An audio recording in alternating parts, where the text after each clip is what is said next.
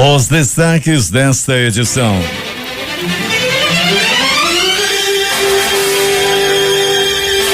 Senado anula decreto de Temer que atacava a Zona Franca. Restabelecimento do benefício fiscal ao setor de refrigerantes ainda terá que passar pela Câmara Federal. Ministério Público de Contas pede suspensão do concurso da SEDUC. Sobe para 317 o número de casos confirmado de sarampo em Manaus. Tribunal de Justiça inicia planejamento para a realização de concurso público no estado. Câmara aprova gratuidade na conta de luz para famílias de baixa renda. STJ nega habeas corpus e diz que desembargador plantonista não poderia mandar soltar Lula. Garotos continuam isolados em hospital após saírem de caverna.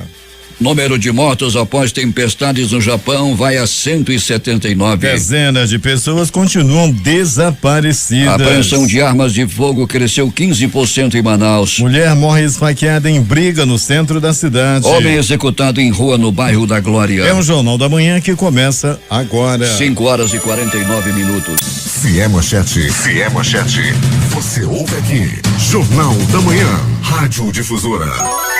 Previsão do tempo. Manaus teve ontem um dia atípico em pleno verão, com chuva forte durante a madrugada, céu nublado e temperatura máxima de 28 graus. Para hoje o clima-tempo diz que é de 80% a probabilidade de chover 10 milímetros com temperatura máxima de 30 graus. 24 graus no momento aqui no sítio histórico da cidade, com 84% de umidade no ar. Os ventos estão calmos com 6 km/h de velocidade. É quarta-feira, 11 de julho. Chegamos aos 192 dias do ano e faltam 173 para terminar 2018. Dia de São Bento. Comemoramos ainda o dia do mestre de banda e o dia mundial da população. São normais operações de pousos e decolagens nos aeroportos Eduardo Gomes e no militar de Ponta Pelada. O que aconteceu nesta data? Registro da história. 1973, pouso forçado do voo 820 da Varig próximo a Paris, devido a incêndio num toalete, com 123 mortes. Entre os mortos estava Filinto Miller, ex-chefe da Polícia Política de Getúlio Vargas, o ietista John Bruder e o cantor Agostinho dos Santos. No final desta edição, vamos falar sobre um dos sobreviventes deste acidente.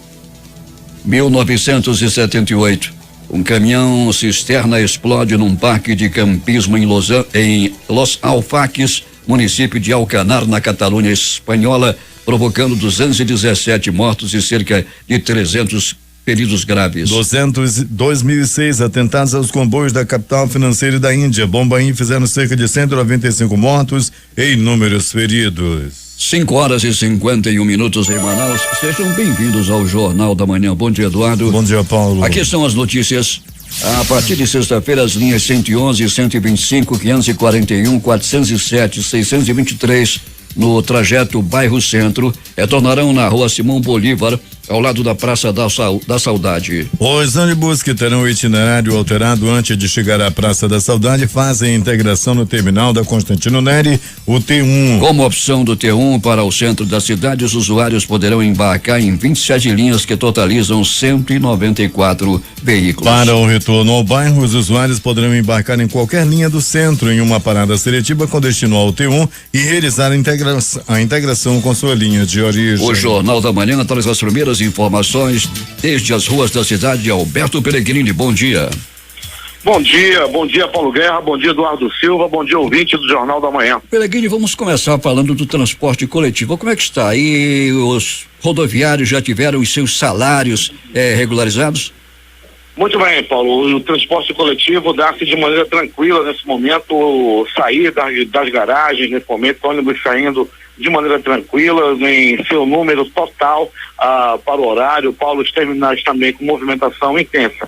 Porém, Paulo, o pagamento dos rodoviários ainda não saiu, ainda não foi pago por parte das empresas. Desde o último dia 5, que o salário do motorista, do cobrador, enfim, de todos os rodoviários estão atrasados, Paulo Guerra. É lamentável, Peregrini. Vamos aguardar então que as empresas cumpram o acordado e cumpram com as suas obrigações também, que é pagar os seus funcionários, não? Pois é, né, Paulo? A gente tem que passar na frente das empresas sempre aí, se orienta, se pede pra gente passar na frente das empresas e a gente já começa a ter uma amizade com o motorista, com o cobrador. Já conversei lá na frente da União Cascavel, da Global, principalmente da Global, abraçando os colegas, os motoristas e cobradores que estão lá na Global, ouvindo nesse momento a difusora, o Jornal da Manhã. Paulo, eles estão revoltados e a qualquer momento, Paulo, a gente sente que pode acontecer alguma coisa, mesmo sem intervenção do sindicato. Não havia sindicalista nenhum hoje lá, mas havia lá, estavam reunidos e o clima é muito tenso, Paulo, e a qualquer momento a gente pode ter uma surpresa desagradável. Vamos esperar que isso não aconteça, Pellegrini. Ontem teve uma briga enorme aqui no centro da cidade e uma mulher morreu esfaqueada. Pellegrini, é uma história meio confusa, não é? É confusão, Paulo. Primeiramente, uma briga entre dois homens. Essa mulher que morreu teria passado uma faca para um dos homens, o outro teria tomado a faca, esfaqueado o homem, correu atrás dela, Paulo. Correu muito. Ela foi perseguida. Quando entrou numa loja, ela foi alcançada e morta com uma facada nas costas. Tivemos um homem executado no bairro da Glória, Pellegrini, e a motivação desse crime já se sabe? É um possível acerto de contas, Paulo. O homem era conhecido lá no bairro da Glória como Chuck, né? O Chuck, ele é muito parecido com o boneco assassino. E ele usava tornozeleira eletrônica e foi assassinado por homens que estavam ocupando um Fiat Uno de cor azul. 3 homens estavam nesse carro. 2 desceram e atiraram. Ele foi morto com 8 tiros. Foi um acerto de contas e sem dúvida, o homem já usava tornozeleira eletrônica, é isso? É isso, Paulo, já usava a tornozeleira eletrônica. Ele, no momento que foi morto ontem, estava de bermuda e a tornozeleira ficava exposta lá para as pessoas que estavam próximas ao local. Prontos socorros, como é que foi a madrugada? Tranquilo, Paulo, a gente pode colocar como tranquilo, uma noite de madrugada tranquila, né? Choveu em boa parte da zona leste da cidade e com isso dá uma queda na criminalidade, mas ainda assim tivemos alguns eventos aí, pessoas que foram feridas a faca, outras feridas por bala e movimentação naquele número que não fugiu ao cotidiano. Pellegrini volta daqui a pouco e conta tudo o que aconteceu nas últimas horas na cidade. Bom trabalho. Muito bem, Paulo, a gente vai voltar trazendo aí essa morte no bairro da Glória. Paulo, nós tivemos também mais cedo ontem à tarde um ladrão que morreu a pauladas no centro da cidade. Ele foi assaltar 2 senhoras, Paulo Guerra, foi assaltar uma senhora, eles eram 2 bandidos foram assaltar uma senhora. Essa senhora gritou muito, chamando a atenção de populares e correram atrás dos bandidos. Eles conseguiram alcançar um desses bandidos que morreu na paulada, Paulo. Até daqui a pouco. Daqui a pouco a gente volta com mais informações aqui dentro do Jornal da Manhã. A partir desta quarta-feira estarão abertas inscrições para 166 vagas gratuitas em cursos de oficinas nas áreas de informática e alimentícia aqui em Manaus. As inscrições vão até o dia 21 e devem ser feitas da sede da Centrade, Conjunto Vieira Alves, no bairro Nossa Senhora das Graças, das 8 às 13 horas. Os preços da gasolina e do etanol reduziram em alguns postos de combustíveis em Manaus. Em alguns estabelecimentos, o valor do litro da gasolina chega a R$3,89 nesta terça-feira. O litro da gasolina comum na capital custa entre 3,89 e 4,19. Já o preço da gasolina aditivada varia entre R$3,95 e R$4,25. Estudantes do município de Itapiranga que participaram do último concurso realizado pela Prefeitura Municipal estão aguardando até hoje o resultado do referido cargo que oferecia vagas em diversas áreas. Segundo eles, desde maio deste ano que eles aguardam alguma posição da Prefeitura de Itapiranga e até o presente momento não obtiveram nenhuma informação. Eles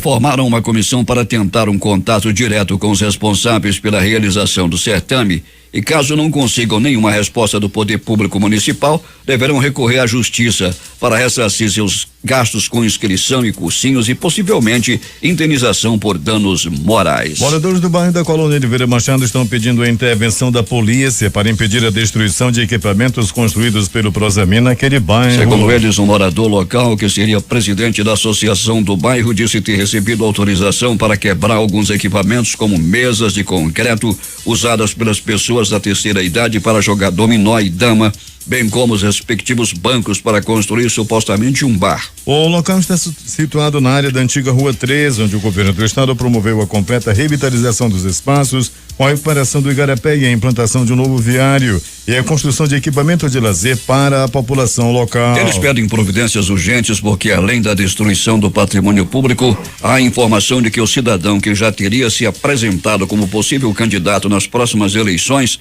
pretende construir um bar no local onde anteriormente os senhores de idade residentes no entorno se reuniam para jogar dominó ou simplesmente conversar.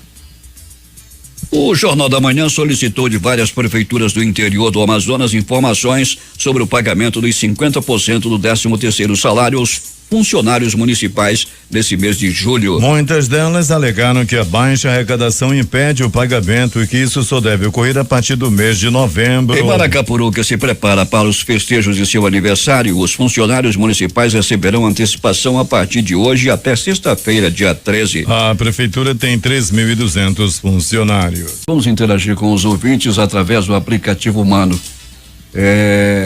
O Jefferson Almeida, lembrando que a Avelina Duarte acompanha o Jornal da Manhã em Natal, no Rio Grande do Norte. O Walter Batista está reclamando a falta de iluminação pública nas ruas do bairro de Petrópolis, perto do ginásio Marupiaras, e pede providências. O Giovanni está também informando aqui que aconteceu um acidente de motocicleta na Torquato Tapajós, sentido bairro Centro, na entrada da estrada do aeroporto. E esse acidente aconteceu ainda há pouco, segundo informações. A ação de crédito da FEAM vai injetar quase R$1 milhão na economia de Iranduba. J-Rai tem os detalhes. A Agência de Fomento do Amazonas, a FEAM, com a parceria técnica do SEBRAE, Serviço Brasileiro de Apoio às Micro e Pequenas Empresas, está em Iranduba durante esta semana, realizando ação de crédito voltada para esse segmento. De acordo com o agente de negócios da AFEAM, Kirk Douglas Bentes, cerca de R$700 mil serão investidos no município durante a operação. Mas, segundo Kirk Douglas, há uma expectativa de aumento desse valor em razão da grande demanda de trabalhadores autônomos e de microempreendedores interessados em adquirir financiamentos. Todos aqueles autônomos, na grande categoria autônomo, que desejam algum financiamento para implantar, iniciar ou manter seu próprio negócio, esse é o momento da FEAM, que está há 18 anos no estado nessas atividades de financiamento. Então, como todo ano é de praxe dentro do nosso calendário, os municípios agora dessa cara estão recebendo o atendimento da FEAM com o SEBRAE, conforme o nosso calendário, que está no nosso site o ano todo. Esse é o momento dos financiamentos para os autônomos aqui do Iranduba. A gestora de projetos do SEBRAE Amazonas, Claudete Cunha, destaca a importância da ação de crédito para a economia do município. Esse recurso, ele vem para o município para investir em negócios, fazer a economia girar. O papel do SEBRAE nesse processo é realmente mostrar para o empresário o conhecimento que ele deve ter quanto à gestão do negócio. Nós trazemos também, associado a esse atendimento, 2 capacitações. Uma capacitação voltada à economia informal, uma capacitação chamada gestão de negócio, e o que tem CNPJ, aquele formalizado, ele vai participar de uma capacitação chamada gestão financeira. Segundo Claudete Cunha, até a próxima sexta-feira deverão ser atendidos cerca de 1.200 microempreendedores com capital de giro ou com investimentos fixos, como, por exemplo, compra de equipamentos. E interagindo com os nossos ouvintes, cumprimentamos aos moradores da comunidade Novo Catalão, no quilômetro 24 da rodovia AM070, e também aos ouvintes da Cachoeira do Castanho, na margem direita do Rio Negro. De Iranduba, J-Rai para o Jornal da Manhã. Agora 6h06. O impasse judicial pode deixar centenas de indígenas desalojados em uma comunidade no bairro Grande Vitória. Um mandado expedido pela Justiça do Amazonas determinou que o grupo composto por pessoas de mais de 10 etnias saia da área pertencente à Superintendência da Zona Franca de Manaus, a SUFRAMA. Os indígenas buscaram apoio nesta terça-feira no Ministério Público Federal e na Defensoria Pública da União, onde mais de 100 deles estiveram no órgão para falar sobre o problema na área. Eles afirmam que uma liminar deferida pela Justiça Estadual dá um prazo de 15 dias para todos saírem do terreno. Os indígenas estão no local há cerca de 2 meses, porém se sentem amedrontados com a possibilidade de serem expulsos da terra. Após reunião com os indígenas, a Defensoria Pública da União se comprometeu a atuar na demanda para reverter a decisão. Temos informações com José Alberto Zegdeg. Muito bem, Paulo Guerra. Manacapuru pode entrar para a história como município da educação. Com a construção de novas escolas, tanto na zona urbana quanto na zona rural, o número de salas de aulas aumentaram consideravelmente nesses 2 últimos anos, o que tranquiliza os pais e responsáveis de alunos que em muitos momentos tiveram o desprazer de enfrentar enormes filas para conseguir vaga para o ano letivo. Com a visão de aperfeiçoar o conhecimento e o desenvolvimento intelectual do jovem estudante, o mérito da conquista de tanto avanço da educação manacapuruense se deve a um mestre apaixonado pela educação, professor Raimundo Conde, que responde pela pasta da Secretaria de Educação do município, a SEMED. Ladeado por uma equipe formada por excelentes profissionais da educação, a SEMED tem se destacado dentre as demais secretarias que fazem parte da administração municipal.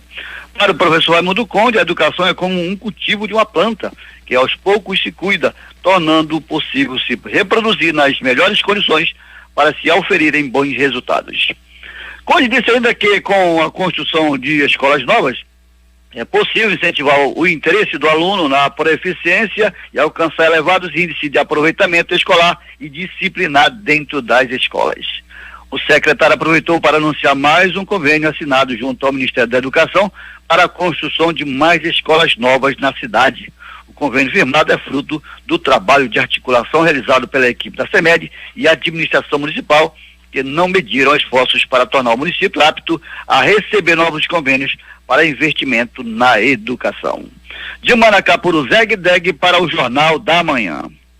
6:08. Tribunal de Justiça do Amazonas inicia planejamento para a realização de concurso público no estado. Larissa Balheiro tem os detalhes. O Tribunal de Justiça do Amazonas iniciou os preparativos para a realização do concurso público para cargos de nível fundamental, médio e superior do quadro permanente. Ontem já foi realizada a primeira reunião de trabalho. A realização do concurso público foi uma das metas anunciadas pelo novo presidente do Tribunal de Justiça, desembargador Iedo Simões, que pediu união dos colegas nesta primeira etapa de planejamento do certame. Eu faço aqui um pedido, eu rogo a todos esses envolvidos, no processo, que trabalhem pelo bem-estar do Poder Judiciário, que me ajudem a governar o Poder Judiciário. O Poder Judiciário, eu acho que tem que sair respeitado. O Poder Judiciário do Amazonas tem que dar exemplo. Já somos exemplo, até porque o trabalho de todas as pessoas envolvidas, nós já ganhamos o selo ouro. E agora é hora de a gente caminhar para ganhar o selo diamante. A portaria de número 1499/2018, que institui a comissão encarregada dos atos preparatórios do concurso, indica que o estudo de demanda vai informar aí o número de cargos vagos de nível médio e superior para provimento por concurso público para a capital e também interior. A disponibilidade orçamentária para a realização do certame também deve ser apontada neste estudo, além de apontar as atribuições de cada cargo, a fim de que seja elaborado o projeto básico do certame, dentre outras providências. A comissão tem como presidente o desembargador Iedo Simões, como juiz coordenador o juiz auxiliar da presidência Alexandre Novaes e como coordenador administrativo o secretário-geral Messias Andrade, que destaca a elaboração deste concurso. A partir dessa junção de informações, nós vamos ter a perspectiva e a noção exata do número de cargos e vagas que vão ser criadas. Mas é importante ressaltar que vão ser vagas para todo o estado com cadastro de reserva. O último concurso público promovido pelo Tribunal de Justiça do Amazonas, excluindo-se o concurso para juízes substitutos, foi realizado em 2013 e ofertou um total de 300 vagas. Essas outras informações você acompanha no portal difusora24h.com. Eu sou Larissa Balheiro para o Jornal da Manhã. 6:11.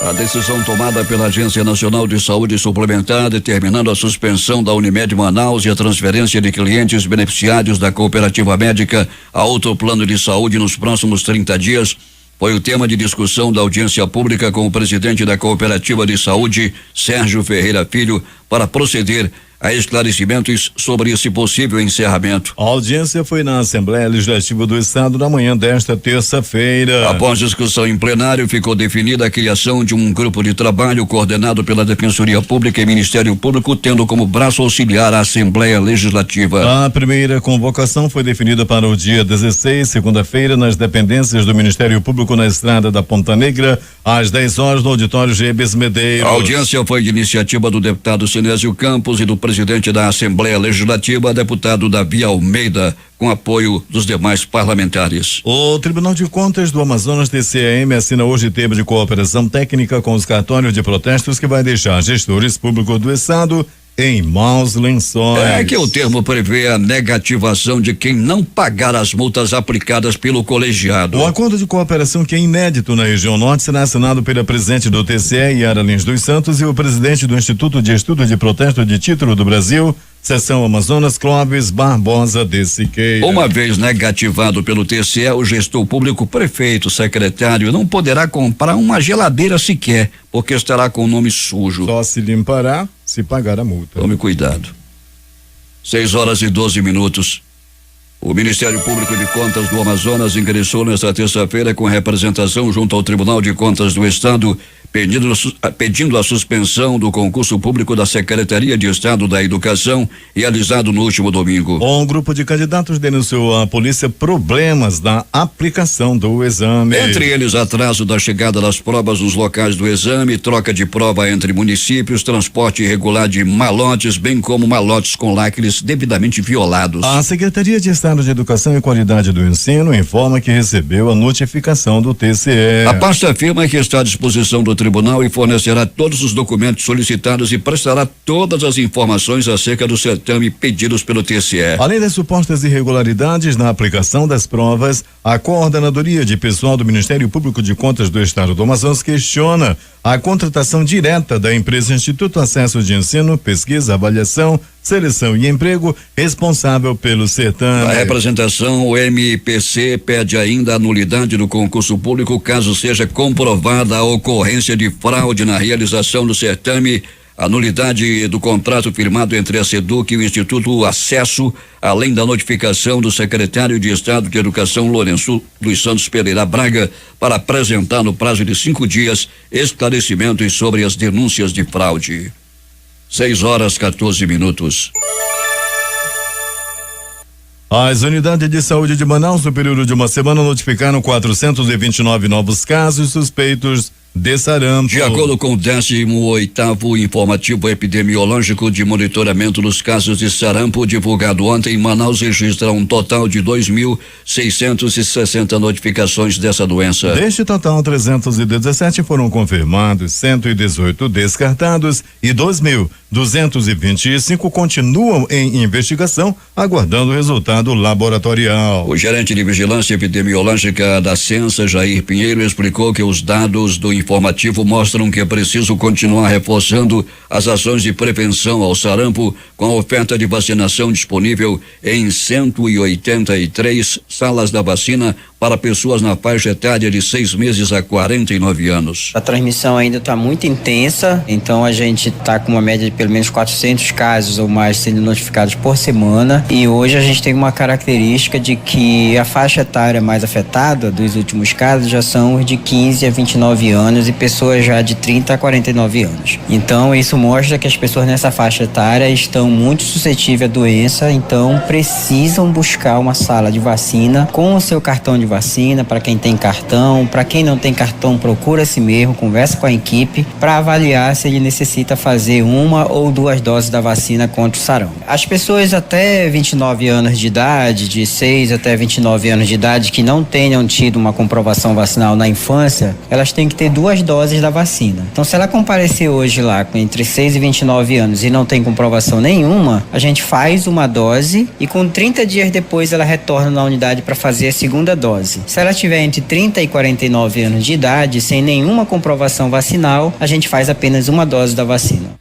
O 18º informativo epidemiológico também aponta a tendência contínua de aumento de casos entre adultos jovens na faixa etária de 20 a 29 anos, com registro de 632 do total de notificações, ou 23,8%. No 14º informativo divulgado no dia 12 de junho, essa mesma faixa etária registrava 188 casos notificados. Há ainda registro de aumento no número de casos entre adolescentes e jovens de 15 a 19 anos, que já representam 20,8% das notificações, seguido do grupo de crianças entre 1 e 5 anos com 14,6%. A bancada de senadores do Amazonas venceu as resistências do governo e conseguiu o quórum necessário para votar e aprovar ontem, por 29 votos a favor, 10 contrários e 6 abstenções, o projeto de decreto legislativo que anula os efeitos do decreto do presidente Michel Temer, número 9.394/18,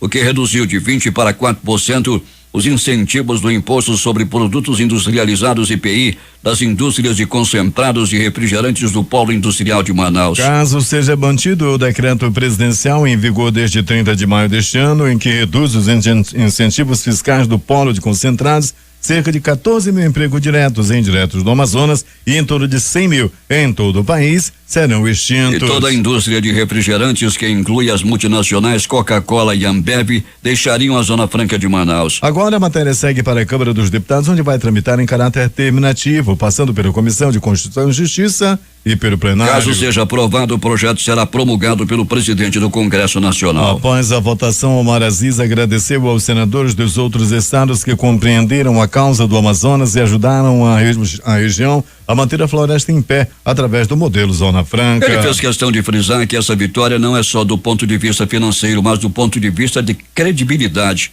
pois as indústrias que estão na Zona Franca de Manaus poderão fazer seus investimentos com confiança. Polícia. O número de armas de fogo apreendidas no Amazonas chegou a 278 até maio deste ano, segundo dados da Secretaria Executiva Adjunta de Inteligência da Secretaria de Segurança Pública. A quantidade é 15% maior que o total de apreensões de 2017. As apreensões vão desde armas de fabricação caseira, fuzis e até uma metralhadora com capacidade para derrubar aeronaves. Os revólveres continuam sendo a maioria do total apreendido pelas polícias, conforme informações do Sistema Integrado de Segurança Pública. A cada 2 apreensões, uma é de revólver, totalizando 140 unidades, das 278 armas apreendidas neste ano. A equipe da Polícia Civil, que está em Borba, já conseguiu identificar pelo menos 10 pessoas como autores da depredação e morte do jovem Gabriel Lima Cardoso, de 18 anos, linchado e queimado em via pública no início da noite do último domingo. De acordo com o secretário de Segurança Pública, Nésio Paiva, todos que forem reconhecidos, indiciados e presos serão trazidos para a capital para que fiquem aguardando a decisão da Justiça em uma unidade prisional. 3 bandidos armados a bordo de um bote aportaram por volta das 11 horas da manhã de ontem na comunidade São Pedro, no Janauari, na zona rural de Iranduba. Segundo uma fonte que pediu para não ter o nome divulgado, os criminosos invadiram o comércio de um morador que vende gasolina e gás de cozinha na localidade, roubaram dinheiro, uma arma de fogo, um motor de popa e um bote. Ainda de acordo com a fonte, os ladrões também atiraram dentro do estabelecimento comercial, mas, segundo ela, não houve vítimas. Os moradores do Janauari pedem providências à autoridade de segurança pública no sentido de que seja feito policiamento fluvial naquela localidade. 6 horas e 23 minutos. O que mais aconteceu nas últimas horas na cidade, Alberto Pellegrini? Muito bem, Paulo Guerra e ouvintes do Jornal da Manhã.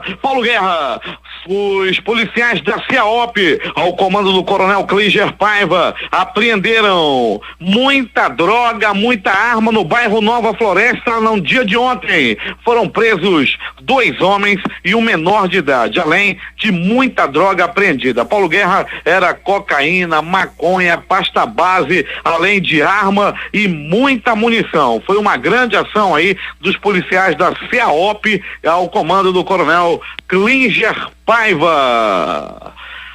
Paulo Guerra e ouvintes do Jornal da Manhã. Pronto socorro 28 de agosto. Plantão considerado tranquilo na chuvosa noite e madrugada. Uma pessoa deu entrada vítima de acidente de trânsito e uma outra pessoa deu entrada vítima de agressão física, e foi tão somente as ocorrências, só essas 2 no pronto socorro 28 de agosto.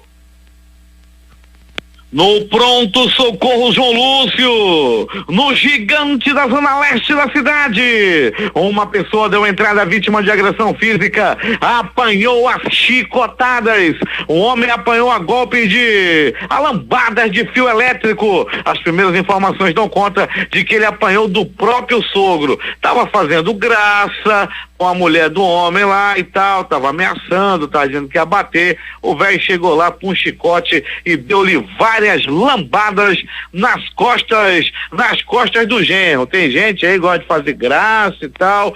Todo cuidado é pouco com o sogro. Esse daí deu-lhe umas chicotadas nas costas do genro Gaiaso. Tava querendo mandar na casa, ele não morava nem lá na casa do sogro, e pegava o controle, mandava na televisão, ligava os aparelhos, mexia na panela do velho, até que ontem ele levou-lhe umas chicotadas na área do bairro Jorge Teixeira. Pronto socorro Platão Araújo.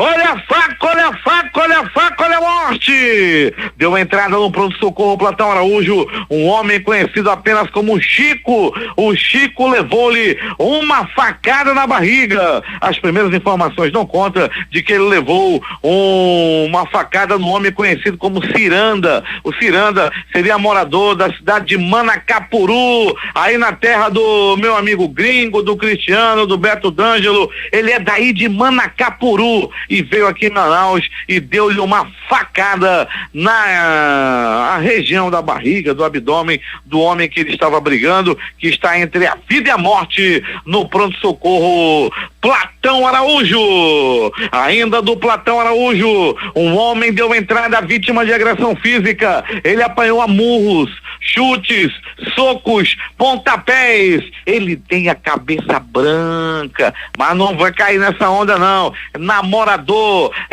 desencaminhador de jovens, de senhoras. Ele gosta de colocar essas senhoras no mau caminho. Uma boa conversa, uma voz bonita, assim no pé do ouvido, acaba desencaminhando algumas senhoras. E o marido de uma delas foi pra cima dele e deu-lhe uma pisa nesse sedutor. Ele apanhou e apanhou muito para nunca mais mexer com a mulher alheia. Ele estava se amancebando, ele estava chegando perto da mulher, e há quem diga que ele queria camaradagem com a mulher alheia. Ainda do pronto-socorro Platão Araújo, um homem pilotando seu cavalo do cão, uma moto 125, ele descia a Avenida Taúba em alta velocidade, um cavalo do cão de cor vermelha, moto 125, ele perdeu o controle da máquina ao fazer uma ultrapassagem em um carro, por pouco ele não morria esmagado, entretanto, ele escapou das rodas do veículo, mas acabou rolando pelo asfalto e deu entrada no pronto-socorro Platão Araújo. Era a noite de ontem. Agora, as notícias do Instituto Médico Legal. Saiba agora quem foi para a pedra nas últimas 24 horas. E atenção, ladrão morre a pauladas no centro da cidade. E tudo aconteceu assim. Era tarde de ontem, na rua Cândido Mariano. Tudo parecia tranquilo na área central da cidade, quando de repente 2 bandidos, 2 vagabundos, 2 desses que vivem de assaltar, de amedrontar as pessoas que passam pela rua, pais de família, senhoras, estudantes, já eram vítimas certas desses 2 homens. Uma das vítimas à tarde de ontem foi abordada por esses 2 bandidos. Eles gritaram que era um assalto. Perdeu, a senhora ficou assustada. Começou a gritar e gritar muito. Isso chamou a atenção de populares. Os 2 bandidos estavam armados com facas. Pegaram a bolsa da senhora e correram. Daí, populares correram atrás desses 2 homens. Um conseguiu fugir, o outro foi alcançado e apanhou a murros, chutes, socos, pontapés, pedradas, pauladas, barra de ferro na cabeça e na costa, foi muita peia, e o bandido, o assaltante, o criminoso não resistiu aos ferimentos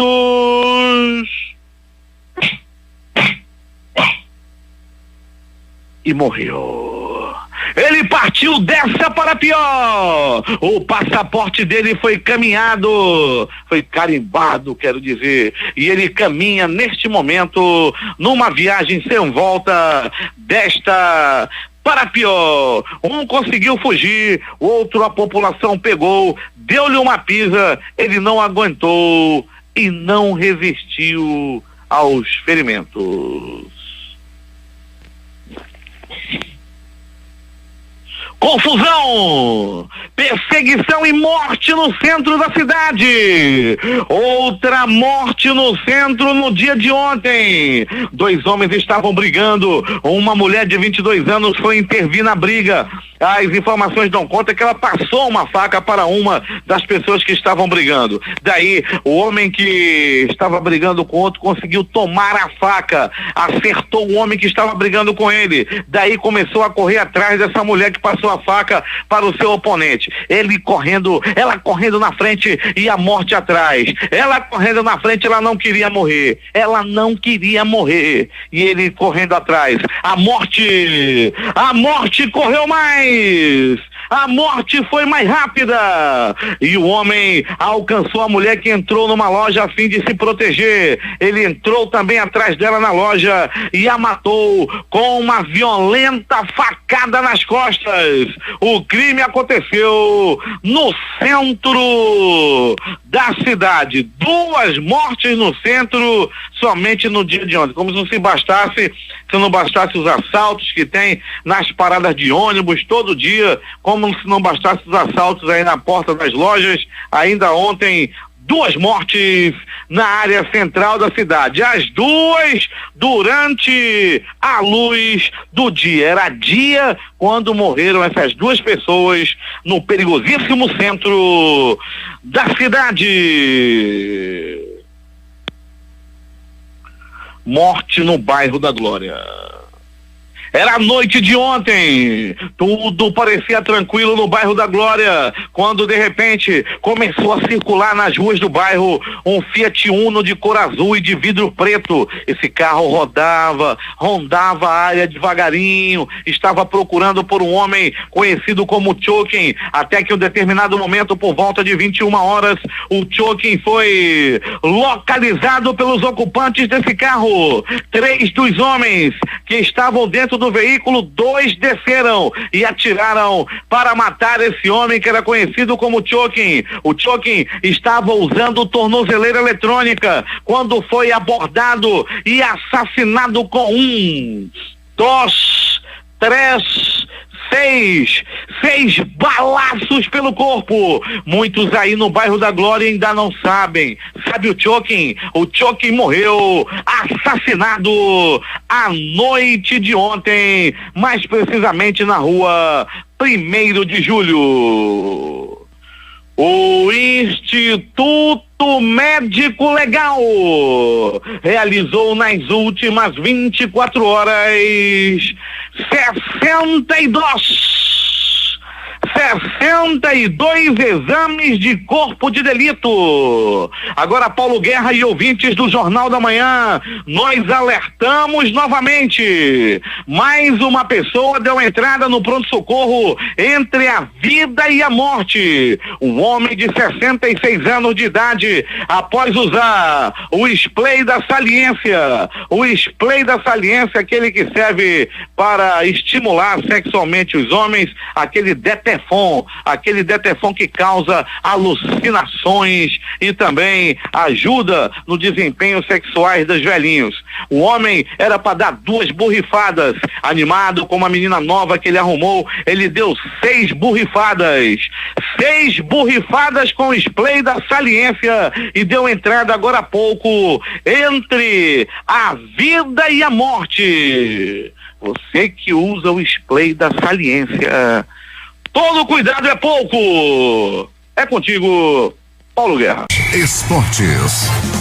Inglaterra ou Croácia, quem enfrenta a França na final da Copa? O jogo que define a segunda vaga para a decisão de domingo põe frente a frente um time com sede de chegar a uma final há 28 anos e uma equipe considerada a zebra do Mundial. Quem vencer hoje vai à final contra a França, que ontem derrotou a Bélgica por 1-0. O meia Pogba dedicou a vitória e classificação da França à final aos jovens tailandeses resgatados após ficarem presos em uma caverna. O jogo pela segunda vaga na decisão do Mundial com a França começa às 14 horas, hora Manaus. Em dia de semifinal de Copa do Mundo com França e Bélgica, o mundo também parou para falar de Cristiano Ronaldo. Nesta terça-feira, a Juventus anunciou oficialmente a contratação do português por 100 milhões de euros, cerca de 460 milhões de reais e um contrato de 4 anos. Após 9 anos de sucesso no Real Madrid, o camisa 7 agora irá atuar pela primeira vez na Itália. O jornal Mundo Deportivo de Barcelona afirma que a saída de Cristiano Ronaldo abre espaço para Real Madrid buscar Neymar no PSG. Segundo a publicação, o clube espanhol teria inclusive enviado um emissário ao Brasil para tentar convencer o craque brasileiro. Arthur, enfim, está a caminho de Barcelona. O agora ex-volante do Grêmio embarcou no aeroporto Salgado Filho, em Porto Alegre, ontem à noite, rumo à Espanha. Deve chegar ao longo da quarta-feira ao destino final e ser apresentado no Camp Nou amanhã. Últimas notícias. O dólar fechou em queda nesta terça-feira. A moeda norte-americana caiu 1,85%, vendida a R$3,79,94. Já o dólar turismo era vendido perto de R$3,96. Sem considerar o imposto sobre operações financeiras. O principal indicador da Bolsa Brasileira, B3, fechou em queda nesta terça-feira, pressionado principalmente pela queda das ações da Vale e dos bancos. O mercado acionário brasileiro chegou a operar no território positivo com a melhora no cenário externo, mas foi perdendo fôlego ao longo da sessão. O Ibovespa recuou 0,2% aos 74.862 pontos. No primeiro semestre, mais de 16 mil venezuelanos pediram refúgio em Roraima, segundo a Polícia Federal. O número já é 20% maior do que o registrado em todo o ano de 2017, quando foram recebidas pouco mais de 13.500 solicitações. A ONU estima que 800 venezuelanos cruzam a fronteira por dia, fugindo da crise no país vizinho. Após o sucesso na operação de resgate dos 12 meninos e seu técnico, presos na caverna de Tan Luang, na Tailândia, parentes aguardam com ansiedade o momento de abraçar os jovens e começam também a surgir convites para que o grupo participe de eventos ligados ao mundo do futebol. Mas a euforia quer ser contida. Ainda mais, muito fracos, cada um perdeu 2 quilos após mais de 2 semanas dentro da caverna. Os meninos devem ficar pelo menos 7 dias no hospital e, por enquanto, sequer podem ter contato direto com os pais, a quem vêm através de uma janela de vidro e com quem falam por telefone. Os médicos temem que eles possam ter adquirido alguma infecção ou que possam contrair alguma doença se forem expostos, já que estão com o sistema imunológico enfraquecido. Todos estavam com temperatura corporal muito baixa e 2 dos meninos estão com sinais de pneumonia. Mergulhadores e médicos que estiveram na caverna com os integrantes do time de futebol Wild Boars e seu técnico também estão sendo submetidos a um tratamento semelhante. O presidente americano Donald Trump chegou à Bélgica para participar da cúpula da OTAN, que começa hoje. A cúpula acontece em um contexto de divisão entre os Estados Unidos e a Europa em âmbitos como o comércio, o acordo nuclear iraniano e a mudança climática após as medidas unilaterais de Washington sobre essas questões. Ao menos 179 pessoas morreram em inundações e deslizamentos de terra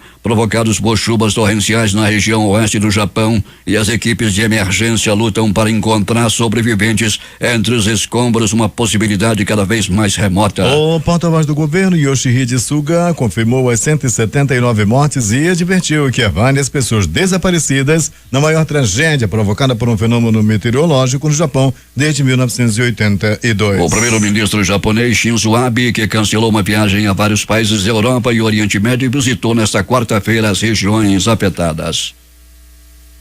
A Polícia Federal do Paraná investiga ameaças ao juiz federal Sérgio Moro na Operação Lava Jato após ele não aceitar a ordem de soltura do ex-presidente Luiz Inácio Lula da Silva, determinada pelo desembargador Rogério Fabretto, plantonista do Tribunal Regional Federal da 4ª Região, no último domingo. Uma série de publicações em rede social feitas a partir do domingo hostilizam e buscam intimidar o magistrado. O juiz federal Marcelo Bretas da Lava Jato no Rio reuniu algumas dessas ameaças e publicou em seu Twitter. São 8 postagens publicadas no domingo, dia em que Lula quase foi solto por ordem do desembargador plantonista do TRF4, que é ex-filiado do PT e com histórico de trabalho nos governos do partido. Todos os perfis compilados por Bretas falam sobre matar o Moro. Não é possível que o PT não tenha um assassino de aluguel para matar o Sérgio Moro, afirma um deles. Alguém precisa matar o Sérgio Moro, diz outro. As investigações da Polícia Federal ocorrem em sigilo, em procedimento já aberto anteriormente. Não é a primeira vez que Moro sofre ameaças. Na semana em que completa 21 anos, Malala Yousafzai, ativista paquistanesa e ganhadora do Nobel da Paz, conta em entrevista que decidiu passar a data ao lado de jovens brasileiras ativistas dos direitos da população indígena e negra. A comemoração acontecerá nesta quinta-feira no Rio de Janeiro, diz ela, e a população não branca do Brasil entrou no seu foco principal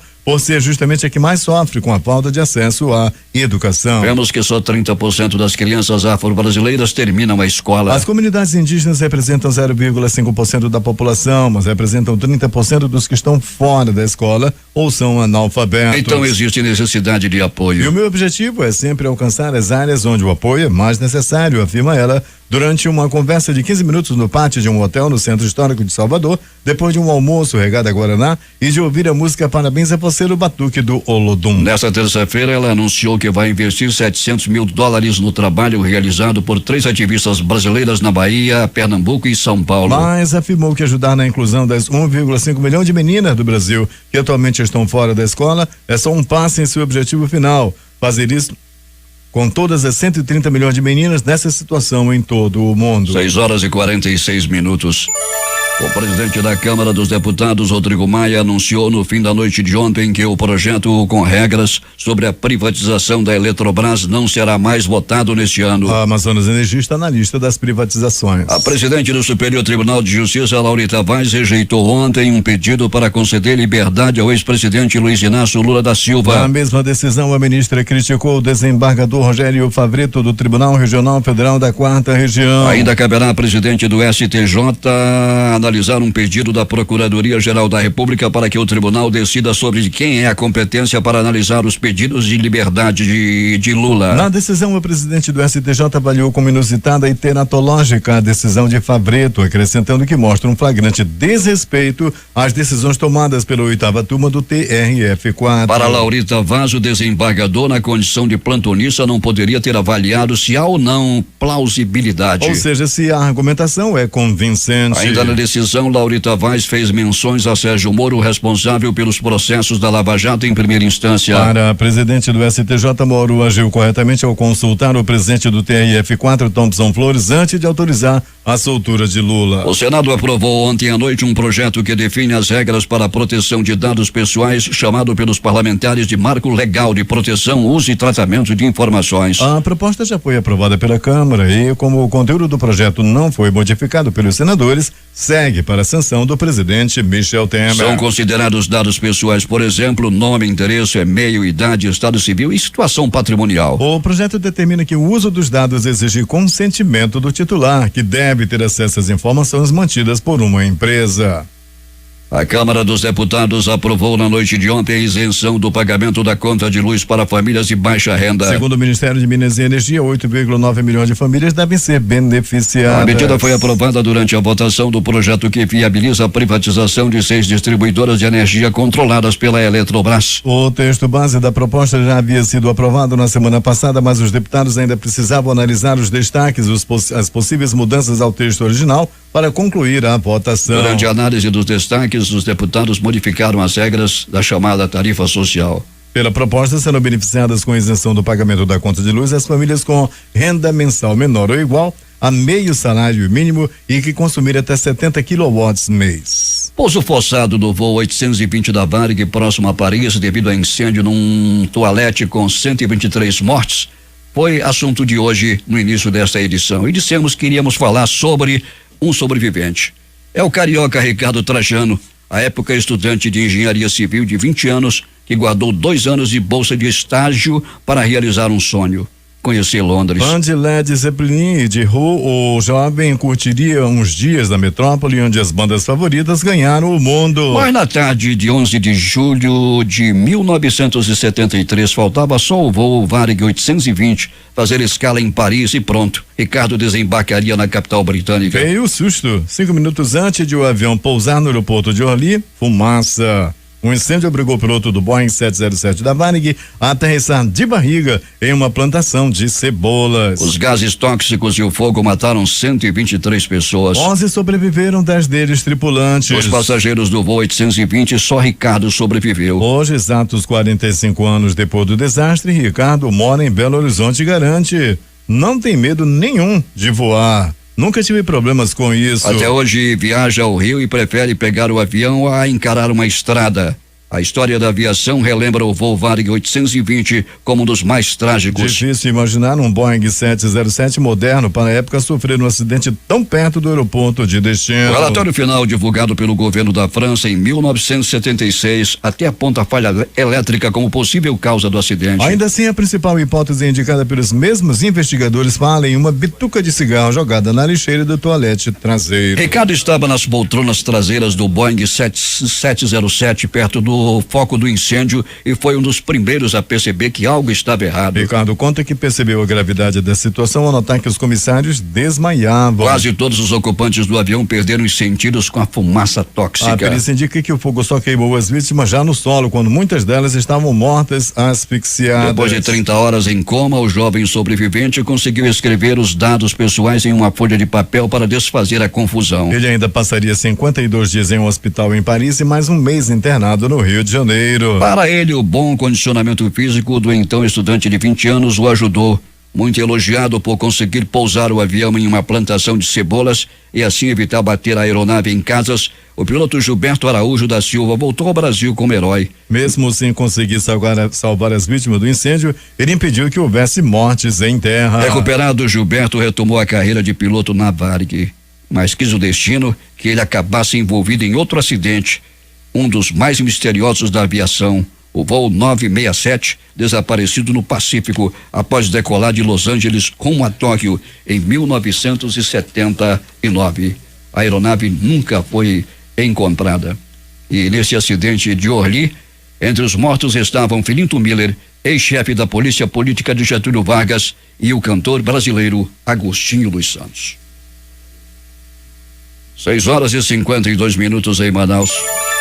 Destaques de capa dos principais jornais do país nesta quarta-feira. O Globo do Rio de Janeiro. Câmara vai debater impeachment de Marcelo Crivella nesta quinta-feira. Folha de São Paulo. Presidente do STJ nega habeas corpus a Lula. O Estado de São Paulo. Estados Unidos anunciam tarifa sobre mais $200 bilhões em produtos chineses. Planalto Central, capital da República, Correio Brasiliense. Novo ministro do Trabalho sinaliza que pretende fazer uma limpa na pasta. Valor econômico. Retrocesso ambiental pode custar $5 trilhões ao Brasil até 2050, diz estudo. Estado de Minas. Investigado no caso Marielle, é denunciado por outro assassinato. Jornal do Comércio no Recife. Apoiadores de Lula iniciaram greve de fome, diz líder do MST. Diário do Nordeste, Fortaleza. Governo dá novo prazo e águas do Rio São Francisco só devem chegar ao Ceará em setembro. Edições impressas locais. O centenário Jornal do Comércio. Zona Franca de Manaus vence batalha pelos concentrados. A crítica. Polo de concentrados. Vitória da Zona Franca no Senado. Em tempo. Amazonas vence guerra contra a Zona Franca de Manaus. Essas foram as principais notícias de ontem e as primeiras de hoje. Termina aqui o Jornal da Manhã. Participaram dessa edição reportagens Larissa Balheiro, José Alberto Zegdeg, J. Rai e Alberto Pellegrini. A operação de áudio de Itamar Jardina e Hamilton Cabral. Apresentação Eduardo Silva e Paulo Guerra. Próxima edição, amanhã às 5h45. Na escalada de campeões de audiência, quem chega agora é Valdir Correia para mais um programa que leva a sua assinatura. E cheguei com a 7ª Cavalaria dos Estados Unidos. Bom dia para quem ficou em casa trabalhando, bom dia para quem saiu pro trabalho, bom dia para quem está dirigindo nesse momento. Meus amigos, eu tenho um correspondente no interior Ele me passou informação ontem que ele viu 30 garças voando. Quando garça voa à noite, é sinal de dilúvio, de muita chuva. Onde quando chove, passam 2 já vai chover. Passando 5, com 10, ele viu 30 garças voando ontem à noite. E o tempo tá totalmente nublado. Aliás, na madrugada de ontem, nós tivemos aí trovão e chuva torrencial na madrugada. E ontem vários bairros ficaram sem energia no período da manhã. Bem, deixa eu inverter hoje, já que as garças ontem voaram, mais de 30. Vou logo para a previsão do tempo. Aliás, Manaus ontem teve um dia atípico, se tratando de pleno verão, né? Foi chuva forte durante a madrugada e para hoje o clima-tempo diz que é de 80% a probabilidade de chover 10 milímetros com temperatura máxima de 30 graus Celsius. Olha, pelo que eu vi ali fora, desde as 6 horas da manhã, se cair 10, eu vou apostar em 15 ou 17, com sinceridade. Bem, a previsão não é precisão. Vamos acompanhar e torcer para que o vento leve esse tempo nublado, porque está muito nublado neste momento. Se modifica. Eu tô falando agora 7 horas e 3 minutos. E bom dia, dona quarta-feira.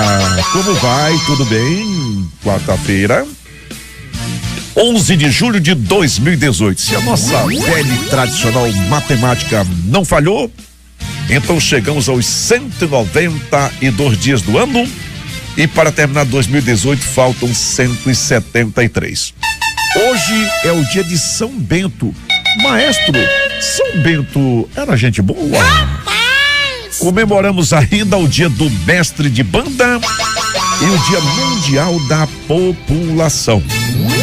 Há pouco no Jornal da Manhã, sempre com credibilidade, com responsabilidade, ao comando de Paulo Guerra e equipe, foi destacado que são normais as operações de pouso e decolagens nos aeroportos Eduardo Gomes e o militar de Ponta Pelada. Mais uma vez, com a permissão de Deus, Ele há de permitir, ficaremos juntos durante 3 horas de programa.